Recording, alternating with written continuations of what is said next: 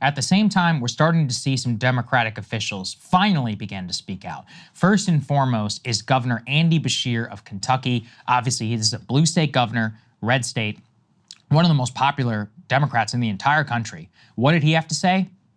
It was not kind. He basically was like, yeah, I guess it's up to him, but it was terrible. Let's take a listen. Well, the debate performance was rough.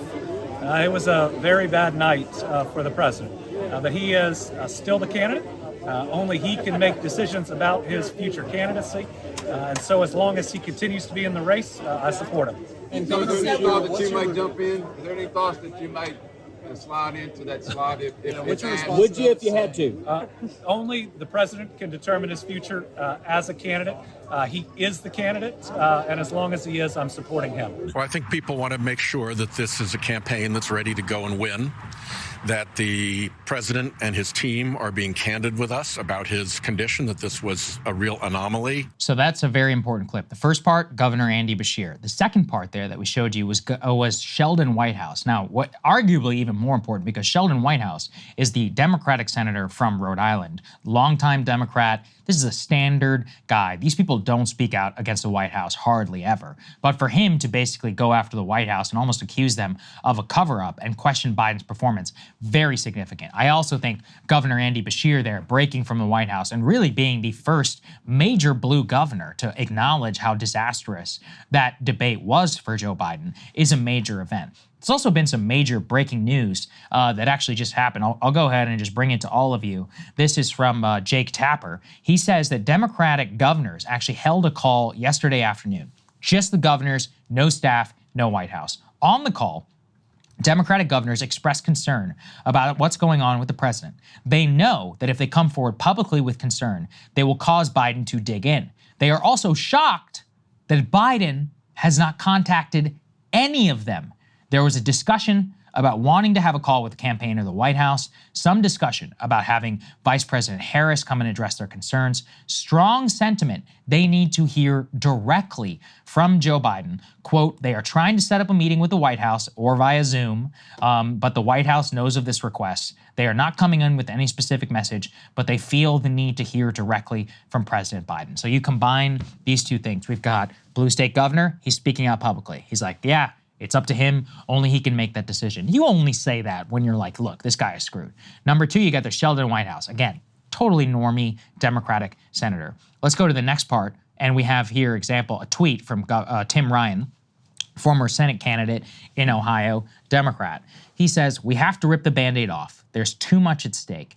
The vice president has significantly grown into her job. She will destroy Trump in a debate, highlight the choice issue, energize our base, bring back young voters, and give us generational change. Quote, it's time. I mean, look, I don't necessarily agree with that analysis, but important nonetheless. This is a guy from red state, again, Democrat. They seem to be the ones who are willing to speak out a little bit. There was also an interesting interview with Representative Mike Quigley, Illinois 5th District, normal Democrat to, again, really acknowledging how bad it was for Biden and saying some troubling things for the White House. Let's take a listen. I think his 4 years are one of the great presidencies of our lifetime.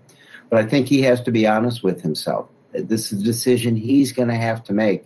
He clearly has to understand, I think what you're getting to here is that his decision not only impacts who's going to serve in the White House the next 4 years, but who's going to serve in the Senate, who's going to serve in the House, and it will have implications for decades to come. It sounds like you're actually open to the idea that it might be the right decision for him to step aside. I think what I'm stressing is it has to be his decision, but we have to be honest with ourselves that it wasn't just a horrible night. But I won't go beyond that out of my respect and understanding President Joe Biden, a very proud person who has served us extraordinarily well for 50 years. But it's his decision. I just want him to appreciate at this time just how much it impacts not just his race, but all the other races coming in November. They're all using the same rhetoric. It's up to his decision, but look, he's opening the door. He's like, look, you need to get the hell out of here. And then at the same time, the knives are out for Biden, and because the media is just no longer going to continue to play this game that they have.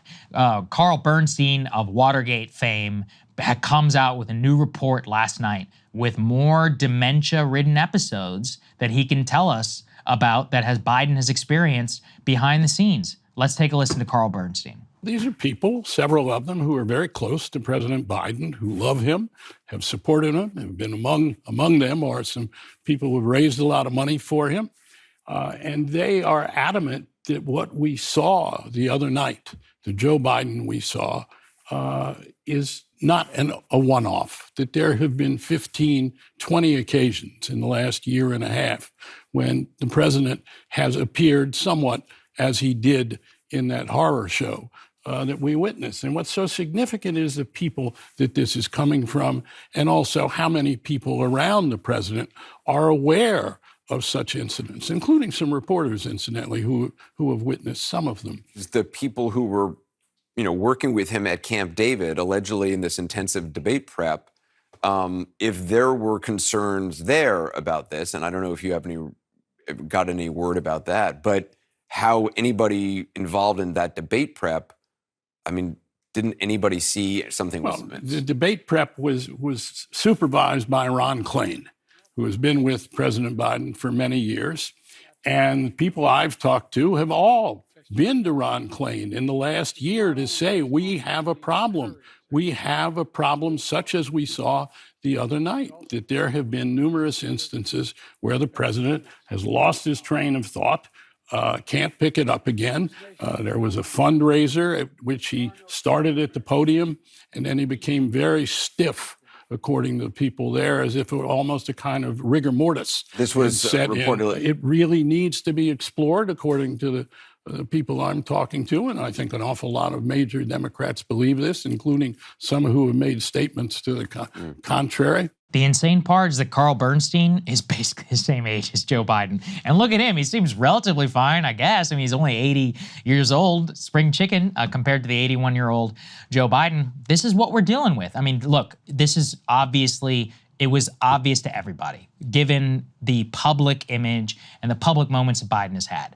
But now, to have these moments openly acknowledged on CNN of all places, also by a prominent reporter like Carl Bernstein, that's just knives out by at least some people around President Biden that are going to be acknowledging the truth. And as more and more Democrats are open and acknowledging this and willing to speak to the media, the cascade is just going to continue. Keep this in mind, too. This is a holiday weekend. A lot of people are on vacation, but starting July 9th, Congress is actually back in session. So keep that in mind. And just to explain that, is that all of these Democratic congressmen, they're going to be here in Washington, and they're going to be surrounded by reporters. They're not going to be able to get away with no comments. Right now, they're all at home, or they're doing constituent events, or they're on vacation. They can dodge if they need to. When you're here in D.C., it is not that easy. You're going to have every microphone in your face like this if you're Chuck Schumer, Hakeem Jeffries, or any of these other people. Elizabeth Warren, Bernie Sanders, every single one of these folks is going to have to comment or issue a no comment, which in itself is very, very telling. So this is a big moment. So we've given you both sides of the story here. There's the rigging process, but there's also some starting bubblings about at least trying to get him off the ticket. We'll see which one wins out. Hey, if you like that video, hit the like button or leave a comment below. It really helps get the show to more people. And if you'd like to get the full show ad-free and in your inbox every morning, you can sign up at breakingpoints.com. That's right. Get the full show, help support the future of independent media at breakingpoints.com.